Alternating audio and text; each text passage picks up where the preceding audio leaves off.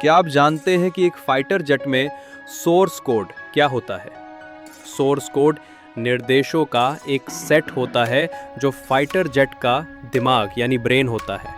ये ठीक वैसा ही होता है जैसे हमारे कंप्यूटर में ऑपरेटिंग सिस्टम होता है। फाइटर जेट का सोर्स कोड उसके सभी सेंसिटिव ऑपरेशंस और फंक्शंस को कंट्रोल करता है और फाइटर जेट के रडार, हथियार प्रणाली, फ्लाइट कंट्रोल, इलेक्ट्रॉनिक वॉरफेयर आदि सब इसी सॉफ्टवेयर से नियंत्रित होते हैं।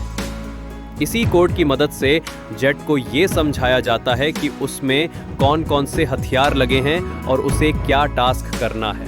अगर किसी फाइटर जेट में कोई नया मॉडिफिकेशन करना हो या कोई नई मिसाइल लगानी हो तो उस स्थिति में सोर्स कोड की आवश्यकता पड़ती है।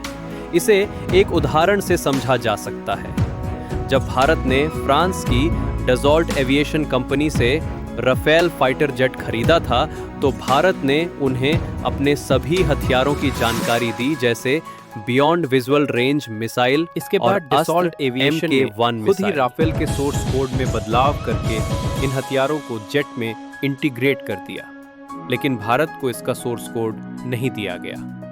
अब अगर भारत को भविष्य में राफेल में कोई नया बदलाव करना हो या कोई नया हथियार जैसे ब्रह्मोस मिसाइल लगानी हो तो हर बार फ्रांस से अनुमति लेनी पड़ेगी और ऐसी स्थिति में फ्रांस चाहे तो इस प्रक्रिया में डिले भी कर सकता है।